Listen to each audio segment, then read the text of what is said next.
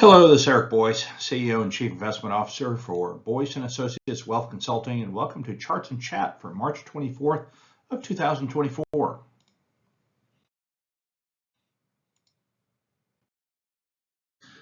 Start off the chart pack this week with a kind of a recap on inflation. You're looking at the CPI and the core CPI on a year-over-year basis. You can see that those data points here in the 3 to 4% range. And I got to bring this up. We talked about the CPI report at length last week. And so, my feeling, though, is that the Fed is in line to potentially tolerate a higher level of inflation. We've been hearing that the red line is at 2%, that they're going to do what it takes to get inflation down to 2%. We have seen a lot of progress on the inflation front, but it's very sticky. Rents and wages are still pretty high. We see rents coming down. We actually have a chart on both of those things this week. But those remain a little bit sticky, and I think here that what we might expect or come to expect by the time we exit this year and look back on it, we might say, the Fed was willing to tolerate a higher level of inflation to get to the rate cuts that are now expected. Now, again, coming into this year, the market was expecting 6 rate cuts and the stock market was taking off. Now it's been ratcheted back to 3, and we assume that that's going to take a little bit longer. But the Fed is talking about that, and their dot plot, which is an estimate across the FOMC members, it's their own estimate of what's going to happen, and they're calling for 3 rate cuts this year. And so, given the stickiness of inflation right now, I think it implies that the Fed will be a little bit more tolerant of higher terminal rates here. So switching gears a little bit, looking at this chart from Vanguard, it shows the number of or percent of participants that are taking early withdrawals due to economic hardship. And, this is one of those indicators, as we know, that more employees are participating in qualified retirement plans. And so we've seen a large growth in 401ks. But, when you see data like this, where you've got a multi-year progression, but then you have this accentuated number that, again, looking back into prior years and, looking at before the pandemic, that we're seeing something that's like considerably, and in some cases, maybe even twice as high as we've seen before, that certainly gets your attention. So you're looking at maybe economic stress on the margin. This would be one thing that you'd want to pay attention to. We'll talk about manufacturing, getting into some of the data that was released that last week. You can see that global manufacturing and future output is looking better than it has. Now, we've been talking about this prolonged period of kind of a manufacturing recession, and that seems to be at a point of reversal. And the data that was released from the S&P Global survey this past week was obviously better than expected, and it shows some progress. And again, this is there's a lot of data that we're going to be looking at, and certainly data on manufacturing, which is less important maybe from an aggregate standpoint than services. And we know that we've seen still some strength in services, but manufacturing is still important for a lot of reasons, and it's good to see some progress here. Here we have the services PMI. As we were just talking, services have been strong. You can see that they're above 50. We did have a period last year when that was not necessarily the case. We were straddling that 50 line, which, again, just for a point of clarification here, anything above 50 in these surveys, in the PMI surveys, represents expansion, and anything below 50 represents contraction. So we are declining off the peak, but we still are positive. Now, transitioning over to the right side, this is on a different scale, if you will, but this is just a reflection of business expectations in this services PMI figure. And you see that that's going up. So interestingly enough, at a time where we have kind of like manufacturing expectations moving higher, we also have services expectations moving higher, which is very consistent with a situation where you're coming out of an economic trough and you're beginning to kind of re-accelerate again, which, if it plays out, would be the recipe for this soft landing that we've been waiting for quite some time. Here we have prices charged. I thought I'd go ahead and include that in this pack from the S&P Global survey. Producers feel a little bit, or not producers, but service providers feel more empowered to raise prices, that the climate is apt for it, that you're not going to have pushback, you're going to be able to get pricing.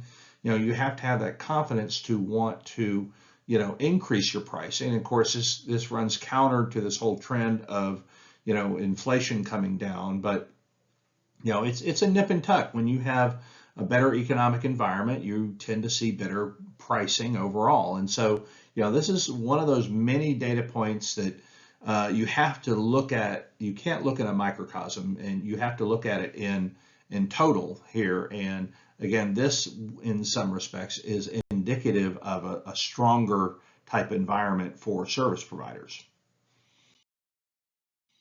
Here we have the Philly Fed. That is above the zero line. So in this case, zero, anything above zero represents expansion. Anything below that represents contraction. So we are still in expansion, in which, lately represents a reversal from where we had been. Again, this is the manufacturing index. So just as we saw in the S&P Global US Index, the Philly Fed is also representing the same thing. Newfound strength after a prolonged period of weakness. Now transitioning over to the right-hand side where you've got two charts. This is kind of very consistent with what we just saw in the expected orders from S&P Global. You see expected new orders for Philly Fed, positive. Expected shipments, also positive. Very good recent data. Now, you want to see this corroborated in the next data point. You don't want to see this bouncing around up and down because it will give you very mixed signals. And but if this is sustainable, again, this looks a lot more like a soft landing trajectory. Well, and looking at something else that has been quite negative for a while, the index of leading economic indicators, the LEI, is produced by the Conference Board. This is something that I have long looked at as a kind of a harbinger for recession. And you can see we have been negative for 23 months in the LEI, and we have not had a recession. You can see that over on the left-hand side, and we've now gone positive for the first time in a long time. And we could see this kind of maybe coming over the last 6 months or so, that the negatives were becoming less negative, and now they're in fact positive. And you can see that this is one of the longest periods of negative LEI that we've seen. This data series goes back to 1960, and outside of the global financial crisis, we haven't seen anything this large. Then you've got to go back to the 1970s for that. But we look at what happened to the LEI to make it positive, and again, it was up 0.1%. We had average work week was influential here, as were stock prices. So again, this is something that can be fickle, but we got interest rate, negative spread here. Consumer expectations are still dragging it down, and then ISM new orders. Again, that's manufacturing. So and that was negative as well. But as we just saw, that is turning around. So these are backward-looking data points, and so it would seem to reason that this piece is going to be a little bit more positive going ahead, and to the extent that we're able to maintain stock prices where they are. Of course, you got building permits, you got some other things that are obviously helping as well, and if that turns around, then this maybe becomes solidly positive for a sustainable period of time up in this area.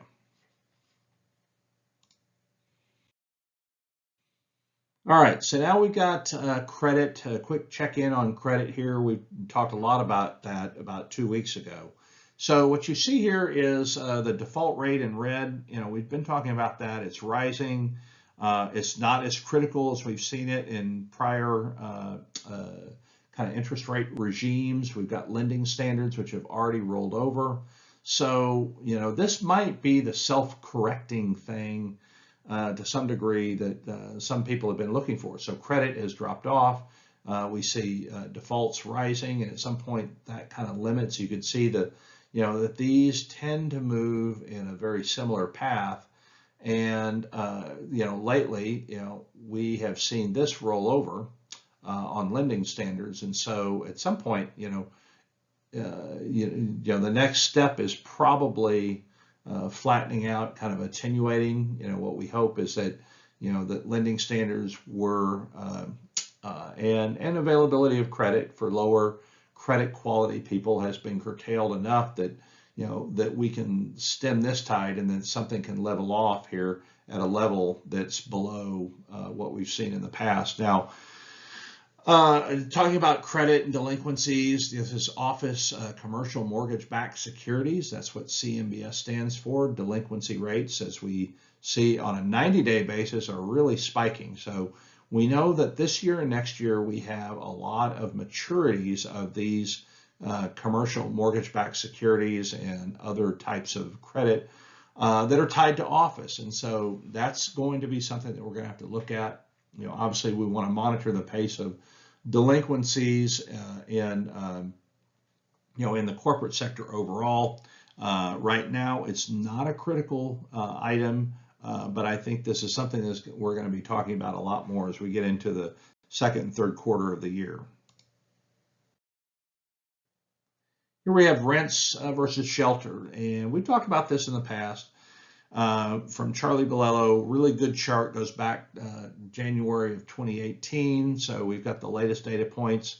So here's the deal. In the red, this represents shelter CPI. So this is why, one of the reasons why inflation's high. Even though shelter CPI is down from 8.2 to 5.7, it's still a lot higher, as it were, than it probably should be. And we've seen levels that were consistently below that before we hit the post-pandemic level. But so that's still high, likely to come down, but it's going to be sticky.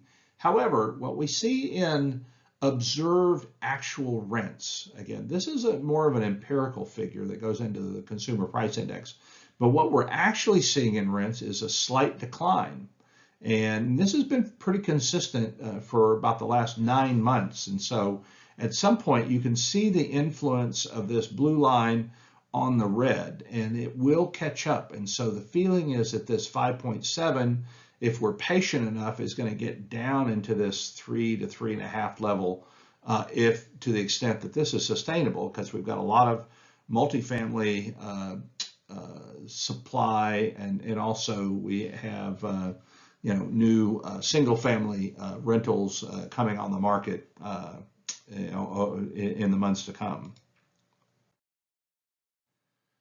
Here we have a budget surplus, or in this case, it's a deficit.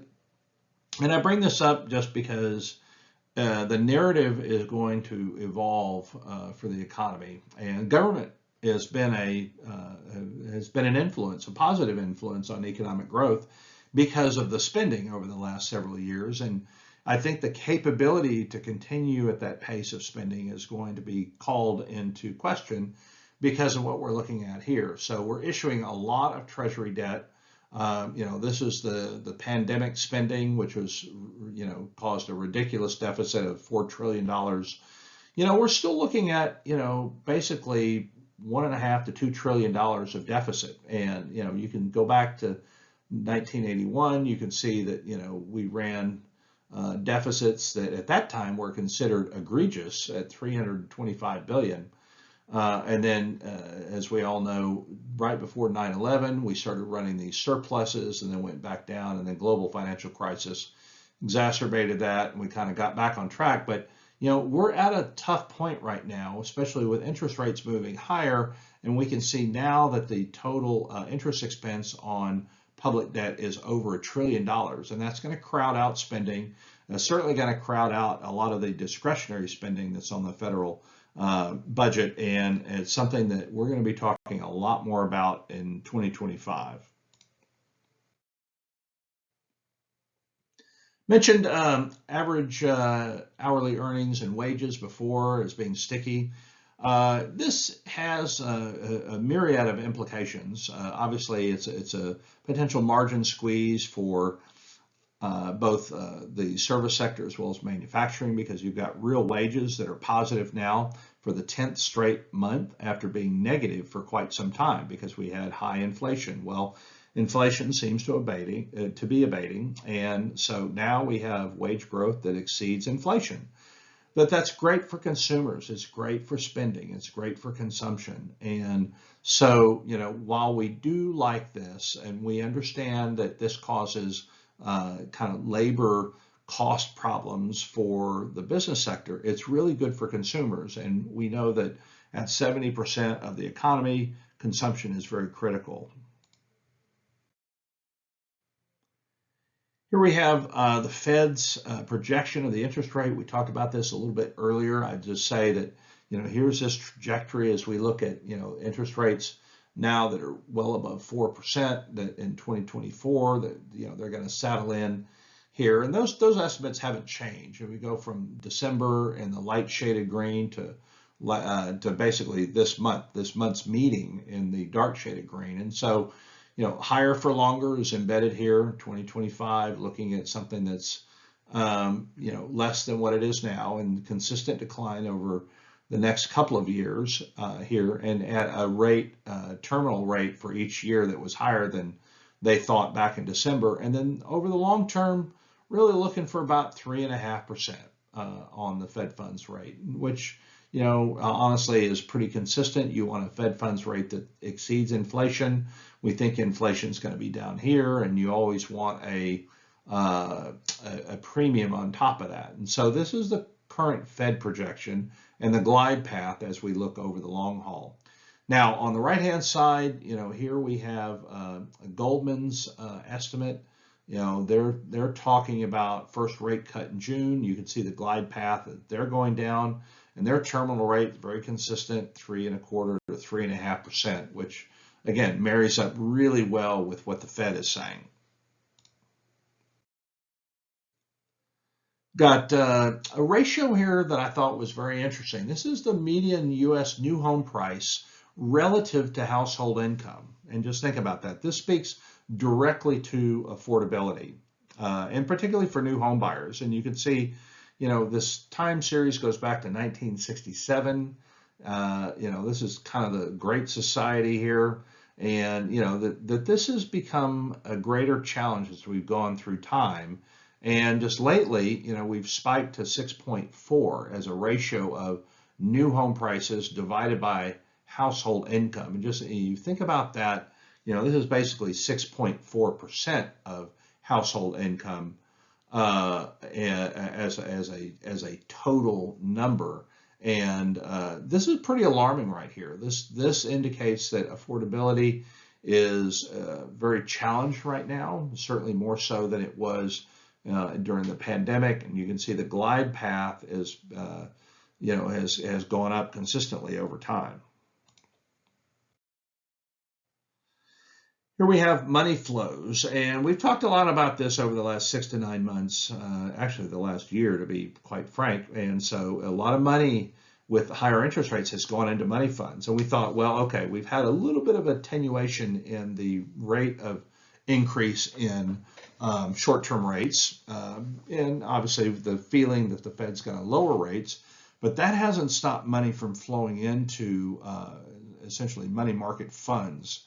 And a lot of people like to look at this and say, listen, you're going from 1.5 trillion to about 2.4 trillion dollars. If that represents a lot of dry powder that is set to potentially go in the market. And I think that may be true to some extent, that there's a part of this increase that probably is idle cash waiting for reinvestment.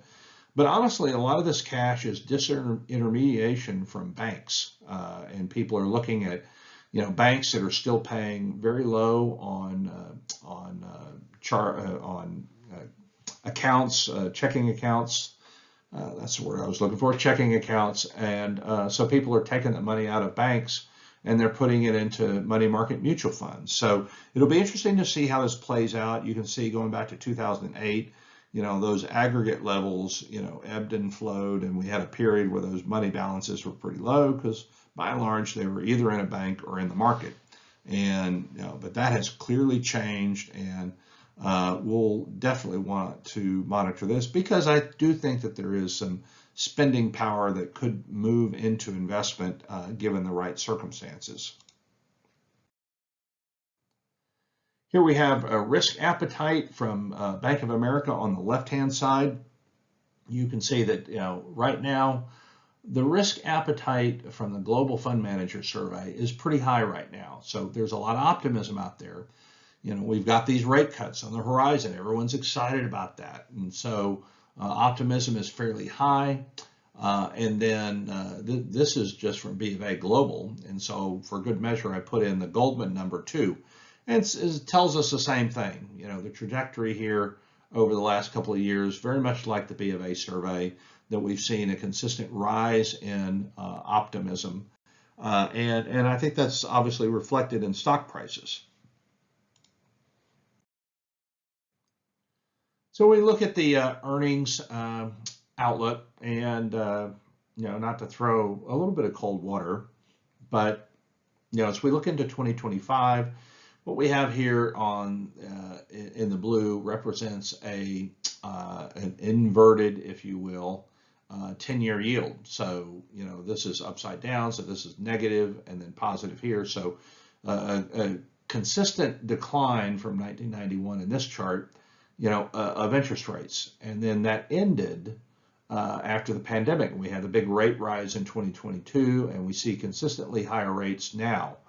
Well, they pushed that forward 36 months or 3 years, because if you advance this Treasury, 10-year Treasury yield by 3 years, it's a very pretty strong predictor of where earnings are going to land for the S&P. And so the idea here, or the risk here, is that the outlook for next year is going to worsen, because earnings are apt to roll over a little bit if this relationship that has existed in fairly strong measure from 1991 continues to hold true.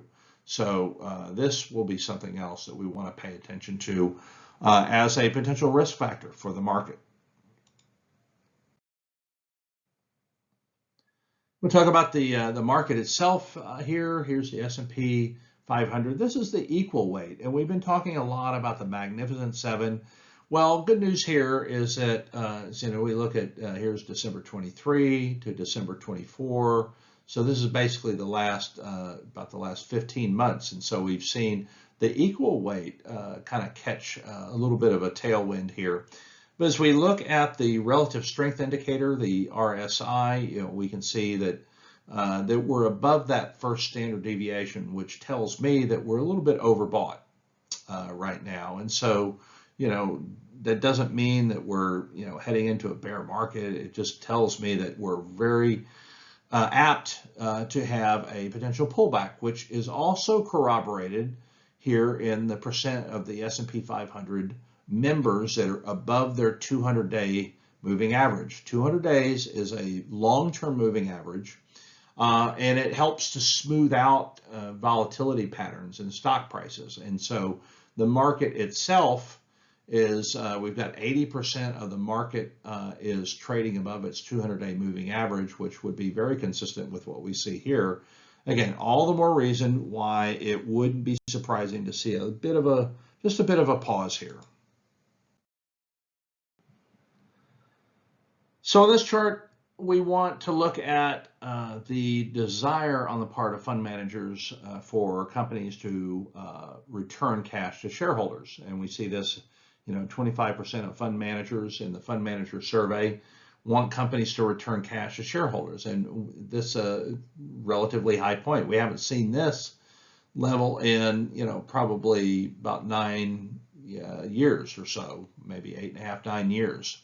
And so there's a real strong desire on the part of fund managers to want to encourage companies to return excess cash to shareholders. And how do you do that? Well, you pay a dividend, or you can do buybacks. And so this seems to be the preferred method. And we're actually looking at, these are Goldman Sachs estimates, a fairly high level relative to what we've seen in the most recent 3 to 5 years. And so If you think about buybacks, that's actually good for market pricing. It helps to establish a little bit of a downside cushion to stock prices when you have a lot of money being injected by virtue of the share repurchases. So we definitely want to continue watching this for development. So continuing this conversation about the market perhaps being a little bit toppy and what the risk is of maybe an interim pullback in the market, I offer these two charts that help to reinforce this notion that there's a lot of confidence in the market now. So we've had on the left-hand side, we've got a plot of the S&P 500 risk premium plotted against the option adjusted spread for the investment grade corporate bonds. And so we know that spreads, and these are credit spreads, by the way, in the black line here for bonds. These are corporate bonds, these the investment grade, so these are solid companies. But usually if you're on the eve of a slowdown, that these spreads are going to widen out because obviously investors are going to, at the risk of having more financial turbulence, investors are going to require a higher rate of return in exchange for that risk. But that's obviously not the case now because these spreads are moving down. And what's interesting about this chart is that the risk premium for the equity market now is below that for spreads on investment grade bonds. And you can see that that does not happen. And this is 2004. And this would be the case if we went back to 1970. But this does not happen. This is extraordinarily rare. And then here we have the high yield bond index option adjusted spread. And I don't mean to confuse you with terminology here, but again, the same deal. If you felt like you're on the eve of a of kind of an economic calamity, you're going to have wide spreads, but that's not the case now because they keep coming down. And so there's a lot of confidence in the market. So something else worth monitoring on the fixed income side, we've talked about this a lot, an inverted yield curve. We have had, well over 400 days of consecutive consecutive days of an inverted yield curve, meaning that short-term rates are higher than long-term rates. And again, this goes back to 1980, and that doesn't happen very often. Unless and it usually portends, some type of economic event, namely recession. But that hasn't happened here, but we have experienced a very high period of volatility in fixed income. In fact, especially in 2022, we had more volatility in the fixed income market than we had in the equity market, and that was extraordinarily rare. And as we've talked about a lot, the returns for stocks and bonds both being down 10% in 2022 was the first time that had happened since 1872. But we have persisted to have pretty high volatility, and this MOVE index is indicative of the volatility in the fixed income market. Well, as it were, just recently here, we've seen an attenuation of that higher trend, and we see this kind of break through a little bit. So here's one thing: if at a time where equity markets are pretty confident, fixed income markets seem to be a little bit more confident too with these supposed 3 rate cuts that are coming. So volatility is dropping in fixed income, and again, that's not to say that this is going to turn around anytime soon, but the expectation is that short-term rates are going to come down, so this makes the probability of this continuing for a long period of time perhaps a little bit lower. Quick check-in on gold. Gold has really been on fire lately, and we can see here's October of 23, and from that point we were just about 1810 or so, and we've skyrocketed to 2200. And gold, honestly, over the last handful of months, has been one of the best performing assets out there. And a lot of people were skeptical, looking back in April, we hit 2000. Well, could we hit 2100? Well, we've blown pretty much straight through that now. And there's demand factors coming from a lot of different directions. There's seasonal, like jewelry oriented demand, but there's definitely demand for a precious metal right now as a store of value. Here we have a chart from Urian Timmer. These are secular trends, and so what we look at here is the the indexed S&P 500 total return. This includes dividends. You can see that this meanders in a relative band over time, and this is indexed. So going back to 1871. You can see periods of 10-year compounded annual growth rates on a real basis. You've got the global financial crisis that impacted here. Obviously, you've got the mid to late 70s and the recession that was caused by Paul Volcker, the chairman of the Federal Reserve at that time, taking an aggressive stand towards interest rates. But normally, you see fairly strong compound annual growth rates for long-term investors. Right now we're still there, but looking at where we are in this channel, he seems to think that we're in probably the 7th inning of this particular bull market. I think that's a fair estimate. There's a lot of technical analysis that goes into these kind of longer term trends, and you can see that with this correction in 2008, you got to go back to 1981. You obviously had a correction in 2000, 2001. We're not at those levels yet. We're not at the top of this range, and so I do think there is room for the market to grow, but right now we just might be a little bit more expensive. Here we have a financial asset allocation for households, and this really caught my attention. Going back to 1960, we can see here that essentially households, the financial asset allocation that's tied to equity was ironically a little bit higher than it was, or higher in from 1960 to 1970 than it was during the bulk of the 80s. But what we've seen lately, the advent of, and I think, increased awareness, and then you got platforms like Robinhood and the discount brokers that have made it a little bit easier.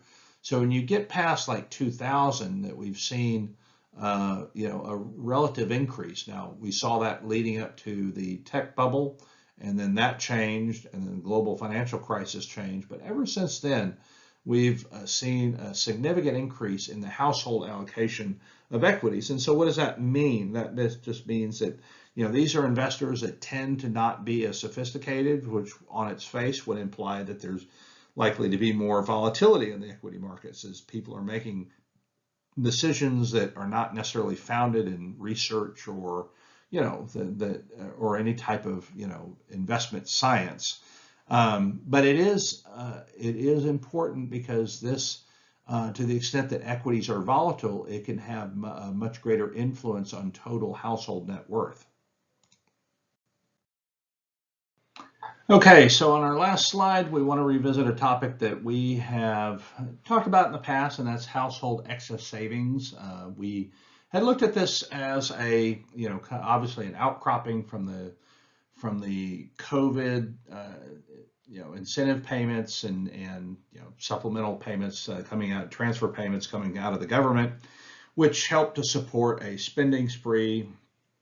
Pretty well documented, and we knew that was going to roll over at some point. And this is from Game of Trades, and it's looking at household excess savings as a percent of GDP. And so at one point it was quite robust, obviously well over $1 trillion here, and getting a 10% of overall GDP.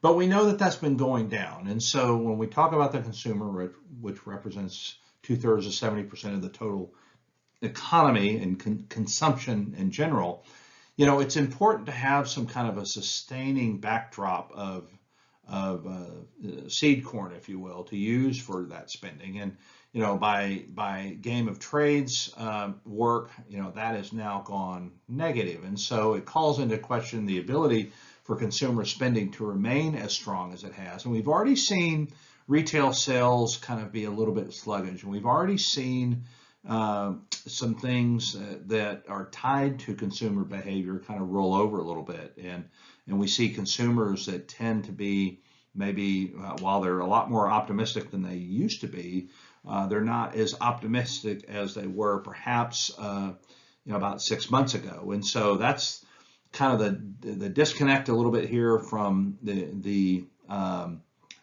data that is coming out of the corporate world versus the data that's coming out of the consumer world. Again, not as bad as it was, certainly higher than it was, but it just seems to be coming off the top. And as we look ahead, over the next 6 months, we're really going to have to pay attention to the ramifications of what a decline in excess savings is going to look like for the overall consumption picture. Hope you've enjoyed the chart pack, and we'll talk to you again next week.